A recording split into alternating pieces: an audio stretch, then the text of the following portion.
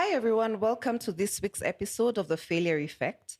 This week, we're with a very special guest, a fellow podcaster called Amani Maranga. Now, you know him as the host of an award winning podcast called Living Truthfully, which is conversations between men about mental health, and wellness. And he is also a culture whisperer. I think he's going to have to explain what that means to us. He is a certified mediator, he's a speaker, he's an MC, and he's a father of two children. Have I missed anything out?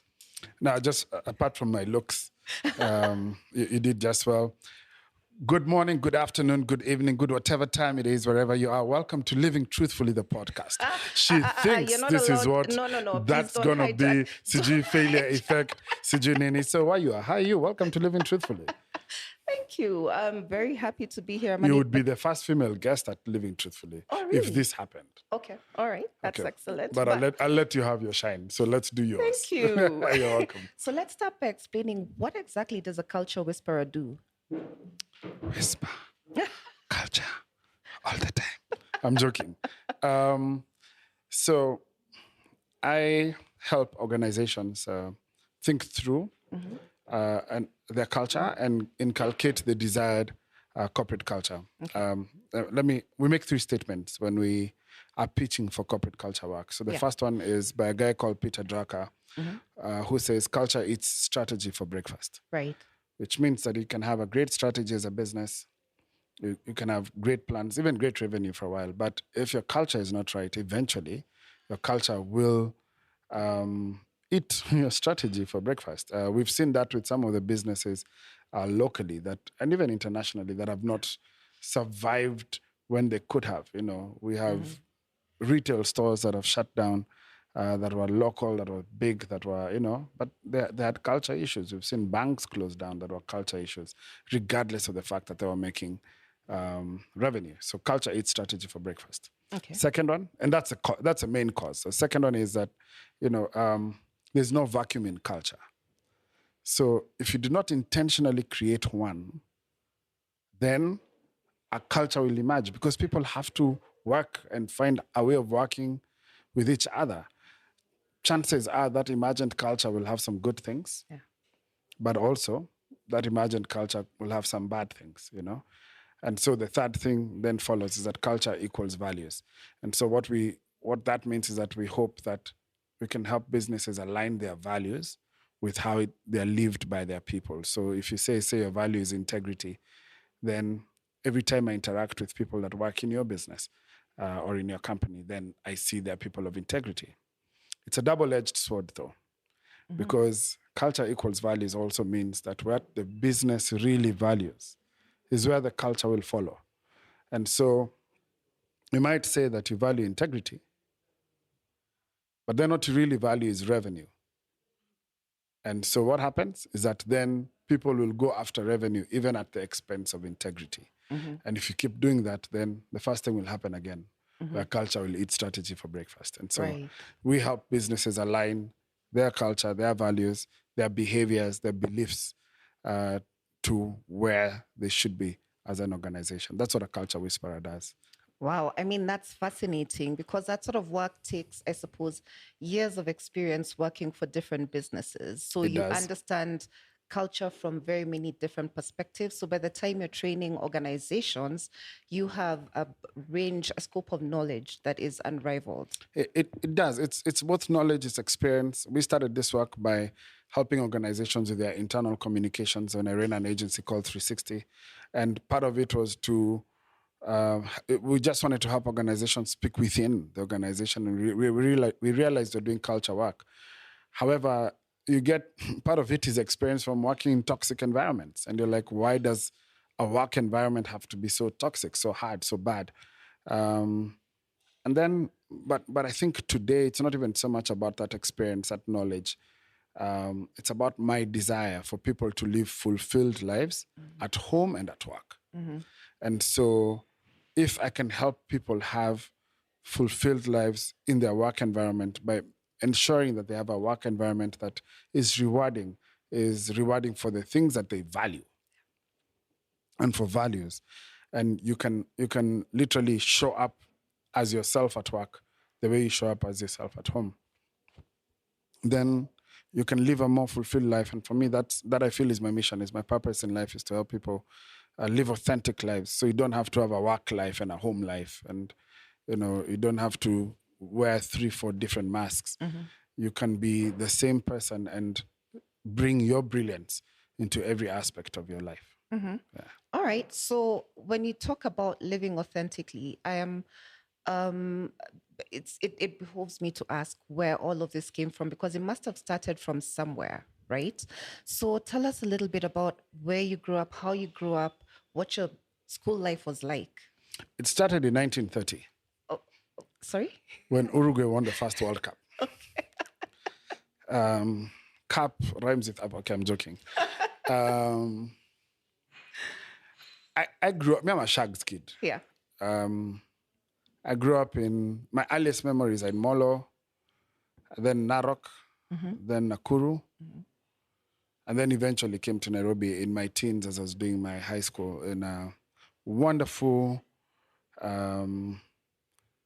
national school, better than, these people you hear talking about, gee, they had English names before. Now their name is just like a patch, something like that. I was in the Moi Forces Academy. Right. And then I got the opportunity to go to Daystar University, and I was in Daystar at the River for a couple of years, and then we ran out of money. We literally had to do a fundraiser for me to go to school, and in my second year we didn't have enough cash. I was struggling to get onto the bus to go to school every day because I was a day bag. At some point, I was like, you know what, take control of your life. So I told my folks, okay, I'll take it on from here on, and started working. And I've been hustling in this Nairobi ever since. Right. But then you do have a range of knowledge that is way beyond, what Yes. you would learn. So let me start with school. And I can see how the world is changing today. Daystar was the first place I got a chance to MC. Like something serious in my fresher year. And that really gave me a lot of confidence. Now, I'd been on stage before. I'd been on stage in church. I had, I'd been in high school, drama, music. But somehow this felt significant. It felt important when I was in school. And it was, I think, our fresher dinner or one of those events that you do in campus in your first semester. And I was asked to MC, and I was told I did a really good job. And I've built a career then doing that. When I was looking for a university to go to, and I was looking for courses to do, I wanted to do music. Music has always been my first love. And, in those days, there was no successful local musician. So, music was not a career, not like it is today. So my parents wouldn't let me study music. But I then took the next best thing, which was communication. Hopefully that one day I'd become a TV presenter because, that's what I thought, communication and media. And I did a minor in music. I went to uni and figured that I loved communication. I didn't know it, and I'm so glad I gave it a chance. Yeah. I loved communication. I loved everything about it. We had a public speaking class module that, for me, was life-changing. So uni was amazing, even for the short time that I was there. And so, I started learning myself and learning skills and things. And then I got into the workplace. And as I started working, one job teaches you the next. So one of my very first jobs was supposed to be I was supposed to be a PRO, public relations officer, for this small NGO, a Christian-based NGO that did mentorship for students. And we did leadership training for prefects. It was called Emerging Young Leaders. I'd engaged with them a couple of years before, and now I got to work for them. But what I ended up being was just the admin in the office, and which meant I made tea, I cleaned, I did petty cash. I learned how to use Excel sheets. I hated doing petty cash. Hated it. Hated reconciling. Like, you get the only numbers I want to have in my life is just bank balance high. That's it. I hear you. That's it. But learning how to do the spreadsheets, doing banking reconciliation, it was so tedious and hard at the time, it felt, but so useful for me when I later became an entrepreneur. Right. And I needed to look at my own accounts and understand what this accountant was writing for me and look at the reconciliations that they'd done. So yes, in my early career days, I did that. I then worked for an entrepreneur who was rolling out Simu ya Jamii. I was one of the first dealers for Simu ya Jamii. It was such an interesting thing. There was we went to city council and told them we wanted to put phones on bicycles that people could make mobile phone calls. They couldn't fathom. There was no category for it in their tariffs. Yeah. So we were trying to explain it's like a booth, because at that time there was this booth for mobile phones that Kensel used to have. Yes. So it's like a booth, but it's actually mobile. It can, it didn't make sense. And such wonderful pioneering days. I learned that I had a flair for business, we were selling phones as well and just trying to figure out how to make sure that the market prices are right for us. We were at the time, we'd bring in a lot of phones, and sometimes you'd run an ad, Nokia 3310, 5,100, which was the wholesale price. Or 4,900, which was just below the wholesale price. Then you get calls from all these people, especially those warriors. Hey, Waharia, iko simu. And then you're like, okay, but they haven't arrived. Yeah. So you say, they're finished. Demand is high like this. They arrive the next day, say, Nokia 3310, price 5,300. Because you've created a deficit in the market, a perceived deficit. The next day, everyone is willing to pay that 200 shillings more and you're selling bulk, so you make some money. I mean, I learned I had a flair for business. It was interesting. You actually should be mentoring on how to use these tactics in business as opposed to culture, because you're really good at it. I was good at it then. Okay. Well, yeah, I think there's, and I do mentor sometimes some young people, some young entrepreneurs. Some of those tactics wouldn't play the same as today. We didn't have social media then. Yeah. Today, everyone can open an online store. They can dictate price, which is different from, at that time, it was, you literally had to do a classified ad in a newspaper. There was nowhere else. So after the classified ad of massages, then yours would be there for phones. So it's true. There are good times. Yeah. Right. Yeah. So we're going to go to 2007 because that's when we first met.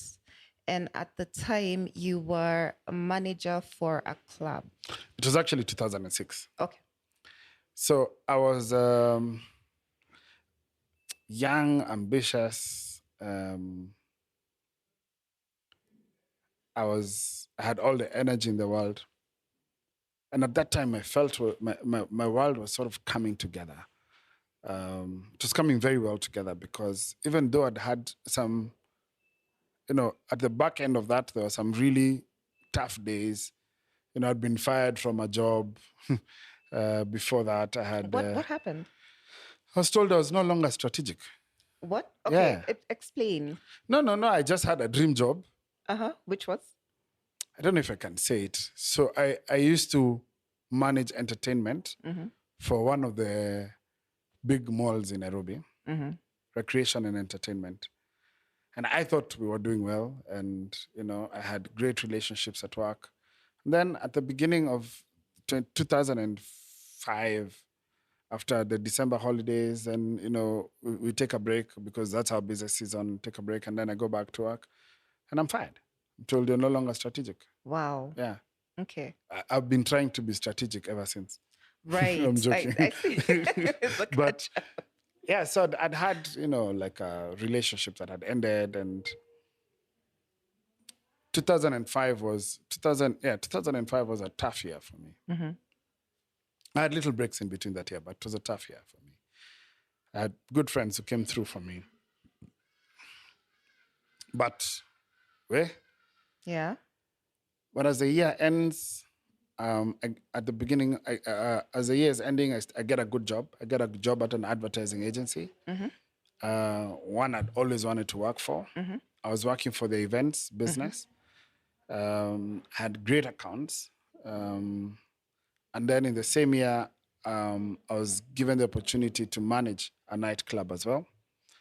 That one I can mention, Galileo, and it was an amazing, amazing experience. You know, both the people I worked for was great, having their mentorship and their trust, and their direction, but also just creating waves in Nairobi. You Yeah. know, it was the best club in the city at the time. We partnered with so many people. We did fantastic events. Life was good. I was the guy who could get you in to Galileo's way. Let me tell you, power. I was Yes. powerful. Powerful. Me and the Speaker of the National Assembly, we were same. As in, third in line to president. It was amazing. So it was a great year. And I was doing both these jobs at the same time. So I was really pushing myself. That year, at the job I was working for at the agency, we did the first Tasker Project Fame. That year, Coke was doing one of their big campaigns, which was a Coke Side of Life. So in some levels, at different levels, I was involved with this. I mean, for a young guy, this is like you're doing your dream job, Yes. and your creativity and all your ideas are welcome. And I was working with a good team. I was with Fakili Wali and with Monali, Shah, and Yes. I mean, and on the other side, trying my hand at copywriting, and someone like Arnold Lakita. Lakita would have me would just give me room to try. So such good times. Okay. But as that year was ending, I was so tired. I was so tired. I was can working day and imagine. night. I was so tired. Yeah. One day I looked at myself in the mirror and I couldn't recognize myself. And I quit both jobs. Wow. Just like cold. Okay. Then what did you do for a living come January? Actually, what happened? I was just chilling like a villain. Anyway, so I figured I needed a break. I needed to take care of myself. And maybe this is something, now that I think about it, I think over time I've always had a sense of where my boundaries are, like needing to take care of myself. And so that, I left both jobs at around the same time. And then as I was chilling, as I was trying to figure out my next step, I realized I'm going to have a child on the way. Wow. That I hadn't sort of planned for. Yeah. Okay. All right. So she comes to you, she tells you she's pregnant. And let me tell you, I think there needs to be a manual that guys can refer to when they hear the news. Right. Whether they were ready for it or whether they were prepared for it, whether they've been looking for it. Like, we need to have a manual on what is appropriate response. For me, I was scared. I was not ready for it. But I have to say this, that first, my children, best thing that has ever happened to me. And I'm so grateful that they're in my life. They've saved my life more than once. But that was a life-altering moment for me. Yeah. I was not working. Now I was gonna figure myself out, but now I had the responsibility of parenting coming, and thankfully with someone that has been an amazing co-parent to my children. um, but scary. I know, but so what did you do? Scary. You decided to do the right thing? Well, the right thing was first to figure out work. Okay. So, so yes, the next year I got into a partnership with a friend of mine, who is an amazing filmmaker, and at the time he was running an events stroke communication agency, and we were trying to figure that out.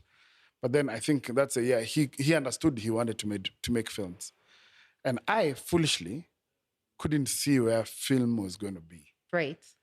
And I had this pressure of Atoi coming, and I needed money now. In fact, yesterday.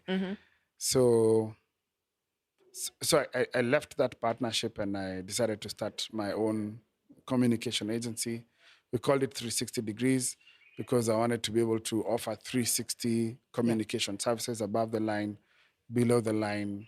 Now there's through the line. Digital was just starting to, it was in its very early days. Yeah. So there's that. And then I needed to make a decision about this parenting thing, this family thing. And yeah, from my upbringing, from how I've always been, the family that I come from, my very Christian background at that time. As I said at that time, it's not that I've abandoned it. It's just that I've been growing, and I think my understanding of it different. Right. I felt like I had no choice but to do the right thing, and I did marry the mother of my baby. Okay. And listen, I don't regret that decision. It was an amazing decision. She's an amazing human being, but I wasn't ready, for sure. I wasn't ready for that commitment. When I look back, there could have been a slower way of dealing with it, or I may have ended up with the same decision process. But at the time, I was backed up to a corner. That's how I felt. And when I look back, I feel like I didn't have many choices. So I made that decision. I don't regret it. It was good for me, good for the children. And then you go into 2008, you have this new business, you have this new baby, you have this new family. Everything is new. Even you have a sense of newness. And then there's a new election that has happened. Yes. And no business. Because 2008, The country in the was beginning, burning. yes. The country was on fire. It was on fire from the end of 2007. For 4 months in 2008, we couldn't do anything. And for a guy who's just had a new family, that's very scary. Yeah. And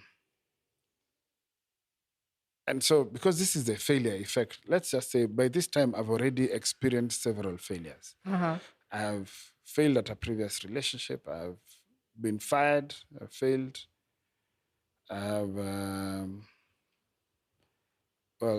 tried a partnership. It hasn't worked. And I've started a business which is in a country that is burning. Yeah. I'm familiar with failure. We are intimate. We know each other. Right. Yeah, we are friends. In fact, hi, failure. How are you? Yeah, welcome to the table. At the time I'd started going back to church, I hadn't been in church for a while. I'd found a church in South Sea that I liked, called Mavuno. I liked it because they were like me. In fact, the first time I went to Mavuno, when I looked at guys in the service, okay, it's okay. It's a truth. Felt familiar? Not just felt familiar. Some of them were in the club at Galileo's with me last night. I knew them by name. I knew what they drank. Like, William say, and it felt great to have a non-judgmental space. Yes. Where I was accepted, yet very honest and deep. And I guess at that point, maybe also, I'm thinking as I speak, maybe that's the point where authenticity started being attractive to me, because there's I didn't need to show up as holy at Mavuno. I just needed to show up as I am. And they used to have this phrase where they'd say that it was a church for real people with real issues.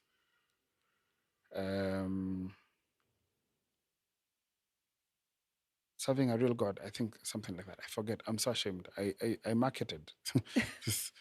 But yeah, and one of the things we used to say even at the time was like, come as you are, because God loves you just as you are. Yeah. But He just loves you too much to leave you as you are. Yeah. And so anyway, at this time, I'm back to church. My family and I are going to church. I started serving, using those emceeing skills to host Right. service in church. Also, like a pastor. No, Is that no, not yet. Hold on, okay? hold on. Okay. Don't jump the gun. Oh, Okay, sorry. relax. Take this slow. This is a slow cook where you are. Okay. Okay. Yes, sir. No, it was just at this time I was just having opportunity to just get involved in church. So just like the guy would usher on Sunday, my skill is in my mouth. So I decided serving, and my friend Kanji, who was working for the church at the time, Kanji Kanji Bugwa. Mbogwa, was when he saw me in church, was like, "Come here," and started giving me some responsibility. And so this time in 2008, I'm already in the, it's comfortable in that space. The church is moving from South Sea Sports Club, where we were meeting, to Bellevue, which is where most people then got to finally meet Mavuno. And we were working around a communication campaign, or the church was working around a communication campaign, both to the congregants, but also to the neighborhood, to say that we're coming. We're going to be at now Bellevue. Welcome, guys. And since I was doing nothing, and this was something I had skills for, then, when I was asked, would you like to come and help with this communication? I was like, yeah. So through myself inside there, we moved, the church moved. And as it moved, then I thought, this is not too bad. Maybe I could do some work for the church. And then the senior pastor comes and, sells vision. And I find myself as a pastoral trainee, me, From the club. from club manager. That's amazing. Okay, sorry. No, it's okay. I'm also thinking, I'm trying to find a way to build the contrast. Well, From shake your bum to lift your hands. Yes.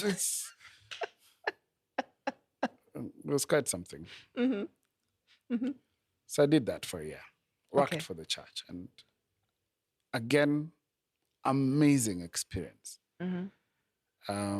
We were changing how churches engaged with their congregation, also how churches engaged with community. Yeah. We were doing interviews at Capital FM during Tasker Hour, we were, on the jam, talking about church when the next ad is a booze ad, and that's where we wanted to be, Right. Because we were looking for guys like me, people who didn't feel comfortable, or felt judged. And I was like, I know how to talk to these guys. These are the spaces we talk to these guys in.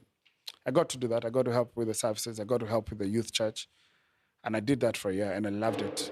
And I grew, and I learned so much. I mean, it was like school as well. But a year in, I knew I'm not a pastor for the church. For sure. That's not me. Okay. You will not find me, Bwana, listen. Anyway, that's not Mavuno anyway. So, so I left and I went back to the corporate world.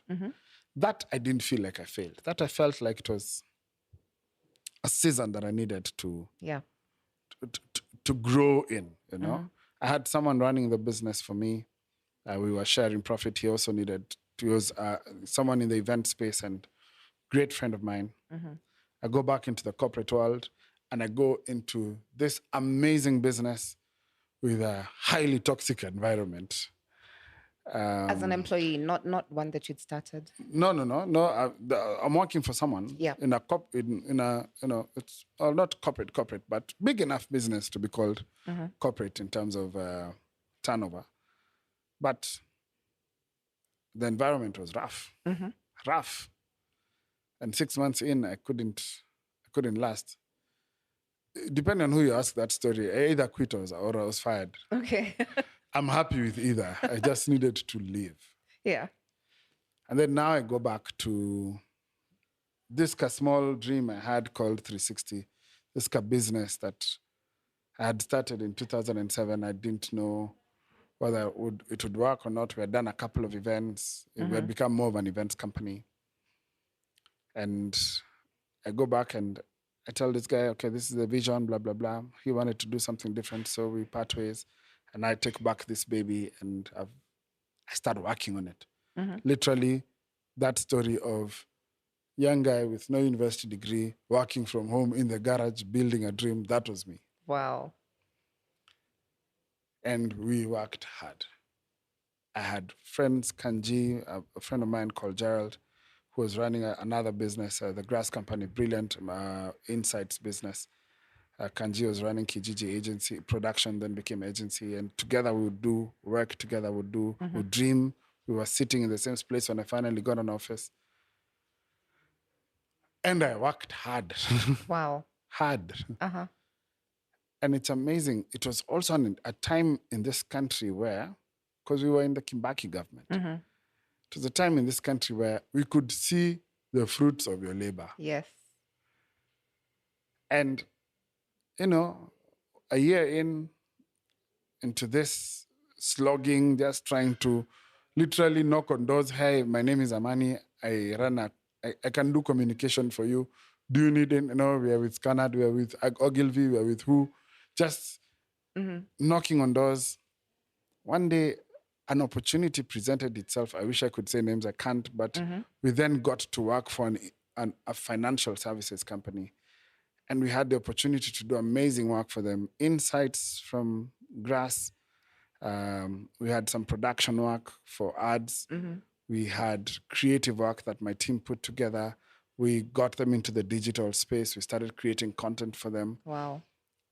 And while you are in that year, I saw what a million looks like. Wow. Well, just one. But But still it was a million. Yeah. You know, I saw it. And that was an amazing feeling. An amazing feeling. On my 30th birthday, I remembering a statement I'd made when I was 23 that had come true on my 30th birthday. Wow. I'd said that by 30, I'd be a millionaire, living in my own house, driving a German car. Okay. And for all intents and purposes, even though it was not clear cut, those things had happened. Yeah. I had seen a million. I was driving a German car. My family, and I were driving a German car. Small one. Okay. It's German. Yes. You know, even if it's a VW Polo, It's still it's a German car. When I was saying this at that time, there was no way I was going to have a German car. At 23, and I was looking at, it was such a big dream. And we were already paying a mortgage for a house. So for all intents and purposes, I was living in my own home, driving a German car, and I'd seen a million. And I don't know if I can ever put to words the feeling that you get when you achieve your dream, when you realize, when it hits you, my goodness, I once wished for this. Yeah. And I think everyone needs to take just a moment to recognize that often, even when we have a lot to complain, we have something we once prayed for. True. We have something we once wished for. You know? There was a time I used to drive around these neighborhoods coming from Doni, and Doni is not bad. It's just that this is nicer. Okay? And I used to drive through this neighborhood sometimes in a borrowed moti, hoping that one day I will live as a teenager, as a young adult, hoping one day I'll live in this neighborhood. I got to live in this neighborhood. Riverside, this upper, where there are more trees. Where there are many trees. Where there are more trees, So that was an amazing, amazing feeling at 30. Hey, but no sooner had than. Yeah. No, sooner had. So I had a couple of good years. I got into a mentorship with one of the, I'd say most brilliant Kenyan minds, uh, older business mogul. I got involved in a political campaign. I got to see how that side of life looks like. The business mogul, sorry, was running for something. He was running for a political office, but also it was at the time, it was flat. Yeah. The period between Kibaki and Uhuru transition, it was pretty flat. Like literally, you could do this and reach power. Yeah. You could. It was accessible. Yeah. And it might not be true for many people, but for some reason, you felt like if you really tried, you could talk to Hunye. If you really tried, you could reach the current president route. Yeah. So it was. So anyway, I got involved in a political campaign. So I had a really good season of just experimenting, trying, making contribution. And I think every man needs to feel like they contribute to something. There's meaning, and those were amazing years. Lots of life. I can remember the energy that I had, the energy that I carried, the gratitude, Yeah. feeling invincible. Ha. Right. Sounds like problems are about to start. Oh, some problems had already started. Okay. So I had made some choices in my marriage that had caught up with me. Talked about them elsewhere. But let's just say I was not in a good place in my marriage. And those are my choices that, hurt other people. And as we tried to fix that, as long as I believed there was this could work for some reason, it was not threatened entirely. I guess I was okay. Okay. But then that political wave died down. That whole like madness of just life had sort of, and we'd gotten into a quiet space. And then my wife then and I, we realized that this is not working. And I leave. I leave the marriage. And that started a downward spiral for me. I did not realize it then. And I wish I did. But I got into depression. I got sick. I got high blood pressure. I was slipping into depression slowly. I didn't know. But at some point, 2 years into that separation, I was diagnosed with severe depression. I couldn't work. That great business that at this point was employing 12 people who were building careers around my vision and my dream, I couldn't see how I was going to keep that vision and dream going. So I shut my business down. And where you're from, this guy who could do this and reach power, I was staying at home, curtains closed, in darkness, no business, no income, no title or entitlement, in depression, wasting away, feeling like I had completely failed. The failure of my marriage, and now, shutting down the business, I felt like everything had been taken away from me. My titles, husband. I kept my title father, but I didn't believe I was being a good father because I was not living with my children. Businessman, there was no business to be a businessman about, even now the cars, the German car, I'd left it. I had another one. I sold it because I needed the money. I had no income. There's all these things that I had used as identifiers. Even just the fact that you can walk into a room and people recognize you. When I was doing well, I used to have sometimes a driver. Wow. One guy in my team would drive me, drop me at the door. Wherever you're going, you're dropped at the door. When you come back, the car meets you at the, Akis, zile vitu si hujiwekelea. I'm so sorry. But, so this, I'd used this as scratches and identifiers, and I didn't have them anymore. And I hit rock bottom. And then I discovered rock bottom had a basement. Wow. Like, You can actually go lower. I went so low. Oh, I'm so sorry. So low. My therapist at the time actually put me on suicide watch.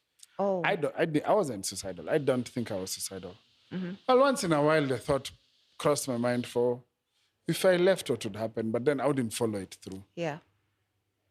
But now I had my boys checking in on me. I had my boys calling me, and sometimes it was a therapist who's like, "I will go check on your boy," just to make sure I'm okay.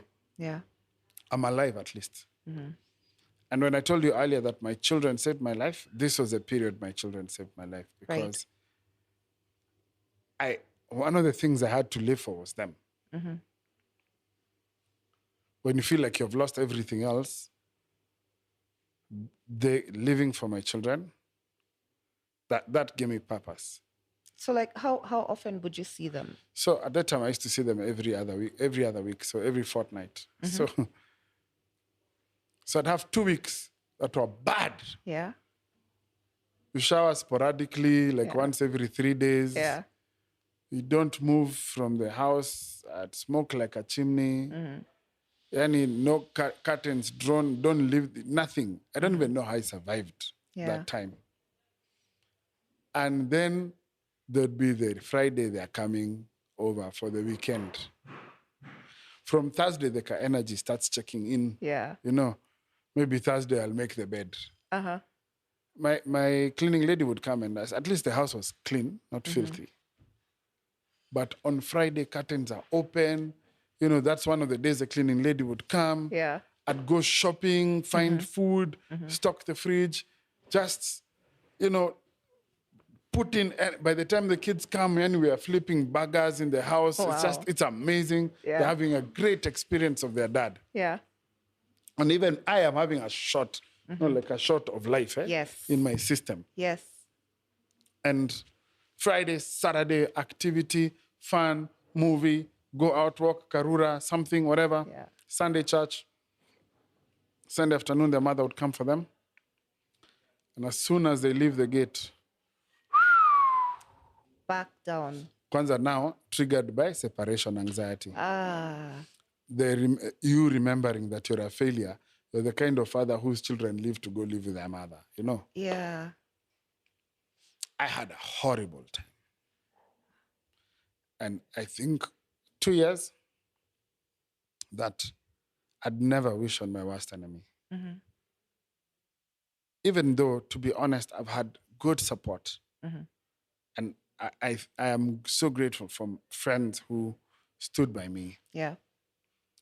There were days I was lonely, alone, scared.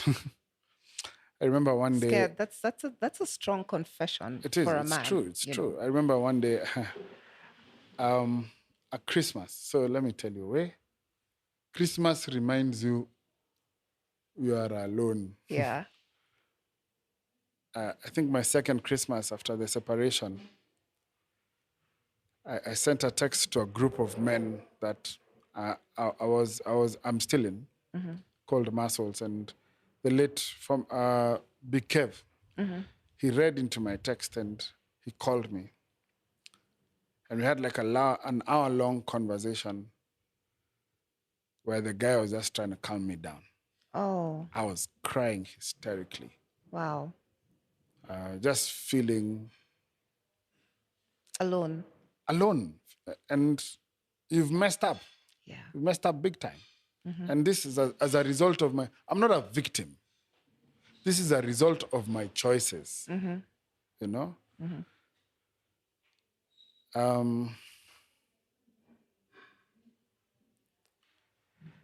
know very many men that are going through tough times with their families, and there's something, even the worst of us, when a marriage fails, it breaks us. Yeah.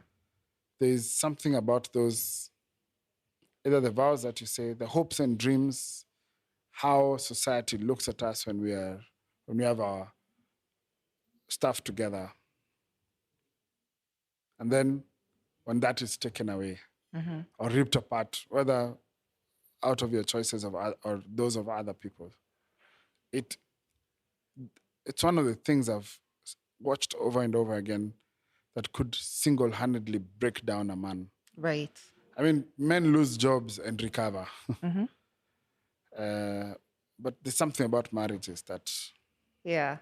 It's a bit difficult to bounce back from. And then now if you're going through that and then you have no job, and then you have, Yeah. So I think that was my lowest point. Uh-huh. But then 2018 came. So 2018, let me set it up.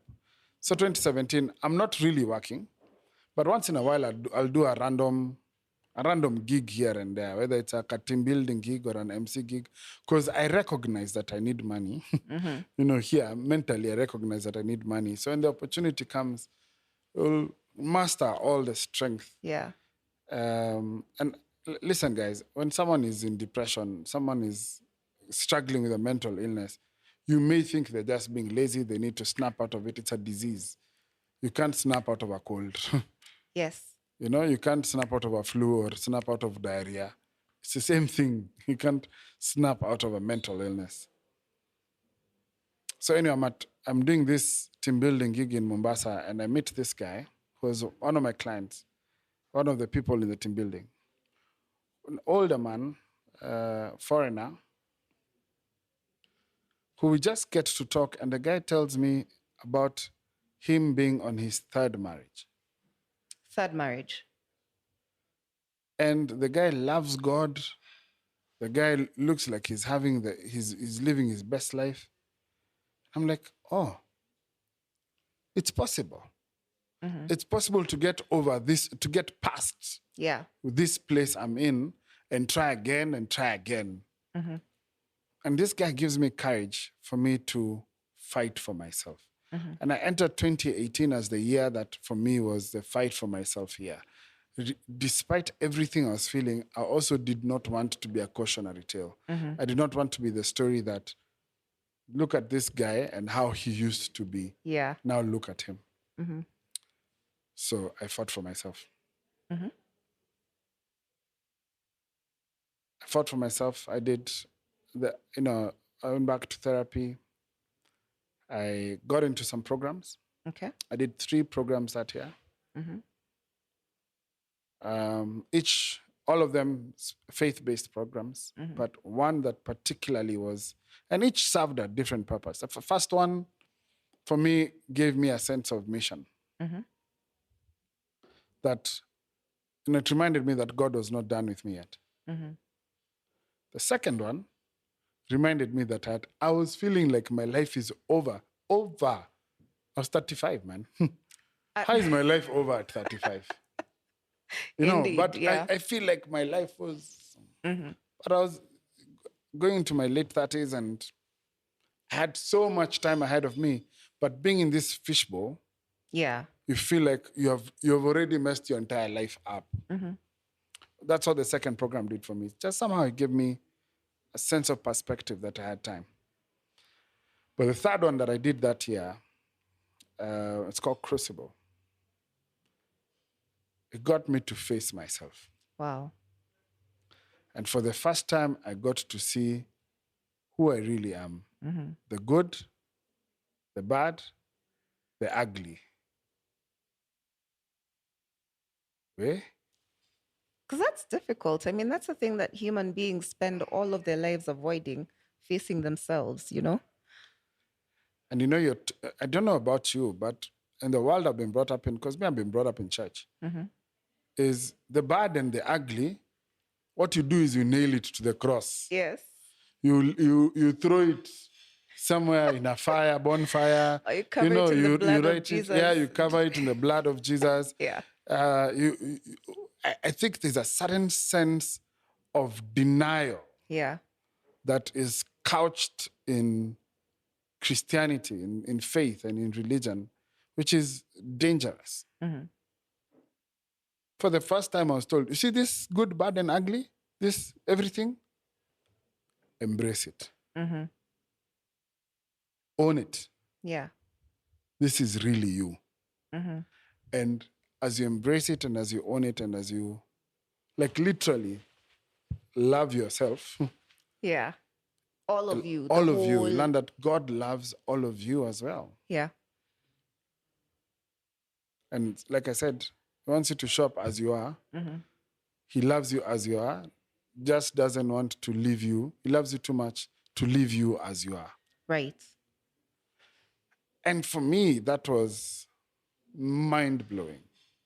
I had that experience was, I felt seen, Yeah. not just by me, but this band of brothers that I was doing this with. I felt seen, I felt heard, felt accepted, despite me knowing the ugly side of me and them knowing as well. And so I first started to learn to own my choices and, go back to that authenticity story, now to present myself for who I really truly am, everything that I am. Right. Without fear of people, whether they like me or not, or, So that was one. But secondly, there's a question I kept being asked during this process was, what do you want? And what do you really want? What do you really want? And I kept saying freedom. Yeah. And I couldn't understand what this freedom meant. I knew I wanted to be free from something. There was something holding me down, but I couldn't tell what this freedom was that I needed. But I started to crack it. And I think the first place I cracked it at was I needed freedom of expression. Right. I needed to be able to speak my truth and be allowed to speak my truth. Now, I'm very aware that as a dude, I am part of the patriarchy. I'm very aware that we seem to have everything working for us and we can say what we want to say without consequence. Yes. But that's not true. Explain. Men actually have very few things that they can say correctly. Okay. In fact, in this woke world, it's even worse. But I think for me, the tragedy is we don't have, or we often don't have safety to speak about our emotions authentically. Right. For example, if you and I were in a relationship, which would be great, If, for example, you are, in love with me, which would be amazing. So, Okay. And then today we had a disagreement. And you decided to raise your voice. And, you express yourself in this disagreement. Yeah. To an outsider looking in, you're probably just expressing yourself. Yeah. You're saying, you're having your mind hard. If I did the very same thing and raised my voice to express displeasure, to an outsider looking in, it's very easy for that to be labeled as abuse. Right. Yeah. And so for most men, an expression of anger is abuse. Right. It's an interesting perspective. I had never envisioned it like that, because you do, as a human being, you do have a right to your anger and to express it. I feel all the emotions you feel. Yeah. I feel angry. I feel scared.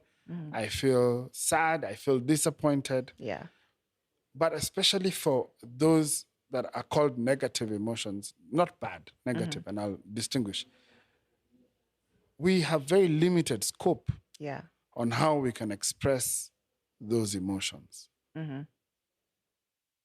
mean, I've heard women say, and it's the truth of what I've heard them say, that if you came home and you found your man, cowered on the corner in fear, how does that make you feel?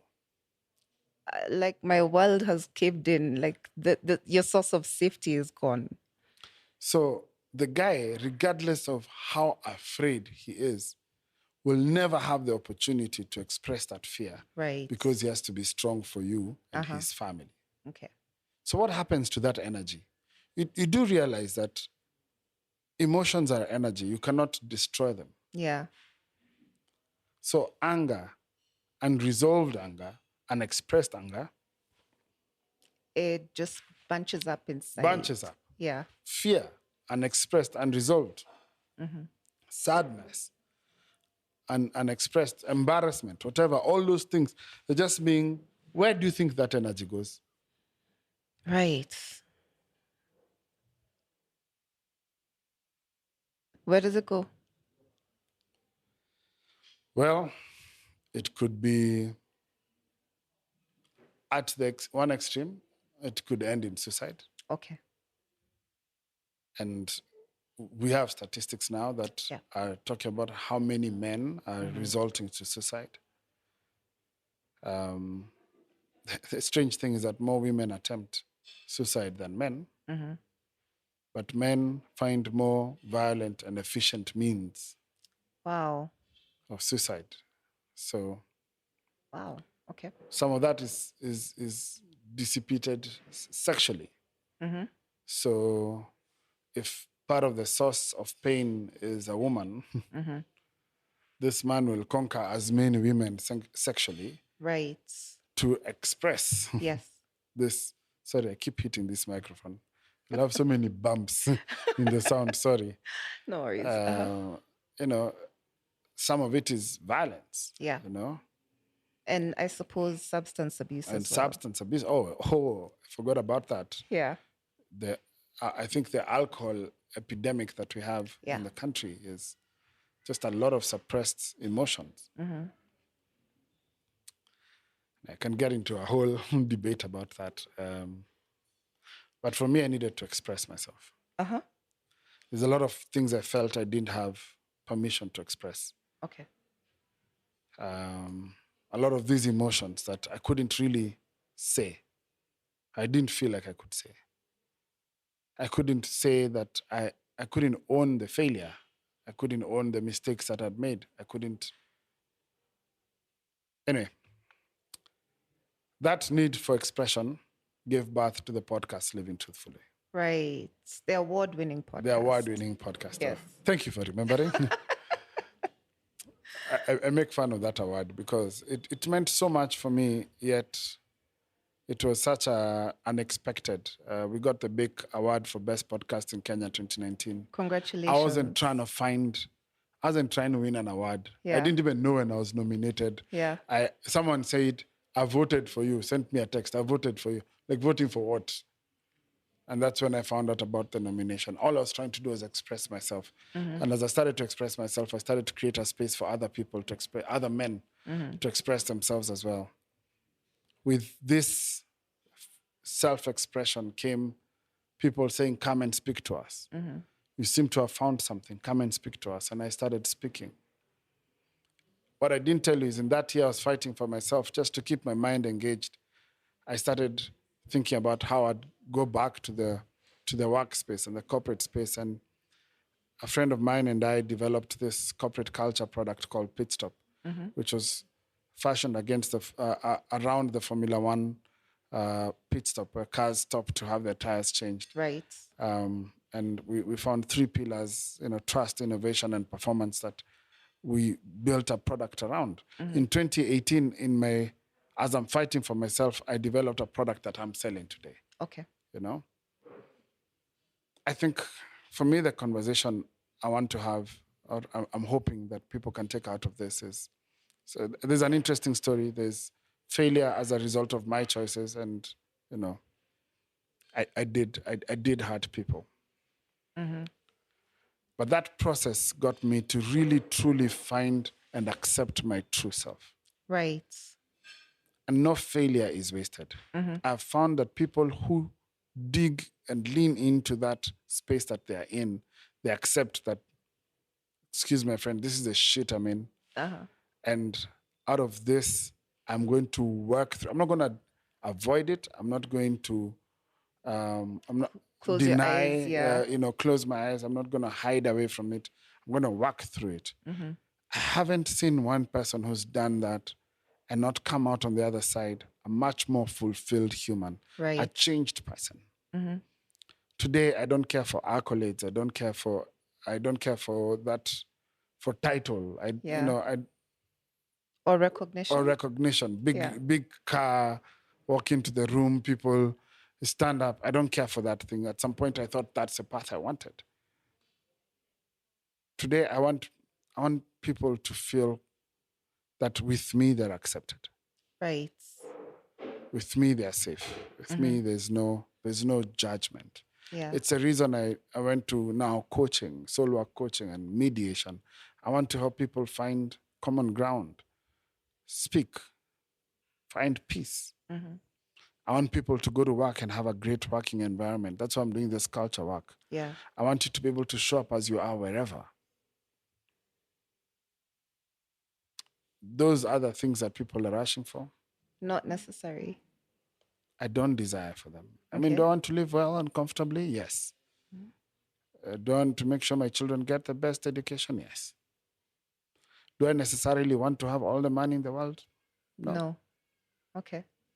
I found enough. And I found that there can be enough. Yeah. Do I want to have the biggest house in the neighborhood? In fact, not. I want a small house on the beach, Which is pretty much what you're doing right now, yeah? Close to it. Close to it. Because you moved I moved to town. Diani. And it's Yeah. part of that authenticity. It's realizing that I couldn't afford the lifestyle I was living in Nairobi. Yeah. I needed to cut down my expenses by over 50%.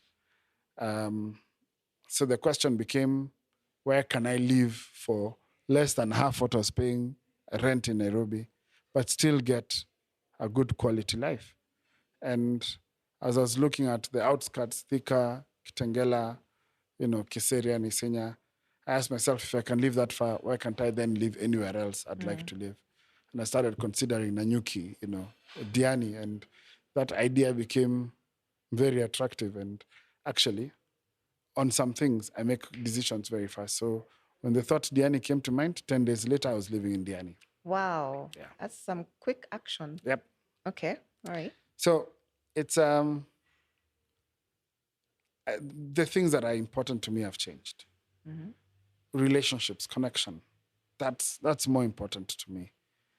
I want to add value to people's lives. I want to add value to my clients' lives, whether it's a coaching client, a mediation client, or a culture client, an MC client. I want to be paid for my value. Yes. Yeah. For what it's really worth.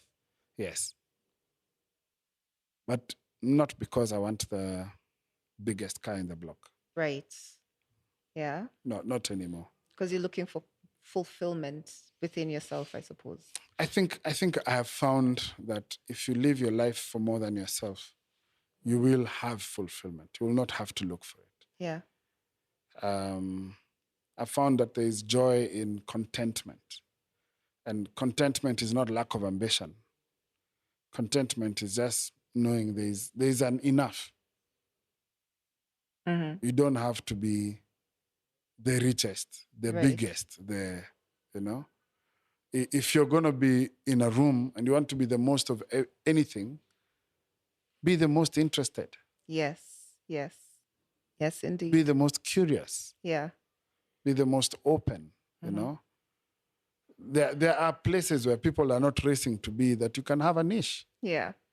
And it's better to be in a room. It's better to be interested, more interested than interesting.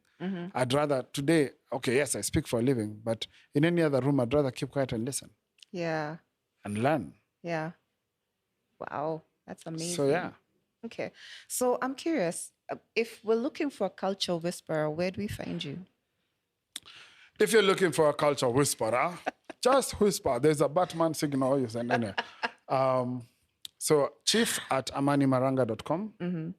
I'm Amani Maranga on all social media. Okay. So you can DM me on either of them. I work with a wonderful team of associates that,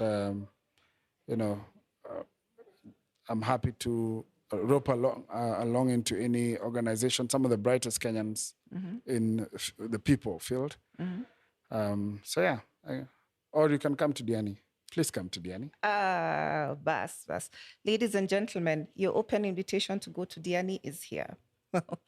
Thank you so much for that story. It's been wonderful listening to it. And I hope that all you gentlemen out there who've listened to Amani and understood his journey and how he learned to be his authentic self and live his life truthfully, I sincerely hope this will inspire you. I assume you are open for conversations from gentlemen who would love to advance this line of thought with Both you. ladies and gentlemen, niko kwa soko. Ako Yeah, soko. yeah, niko kwa soko.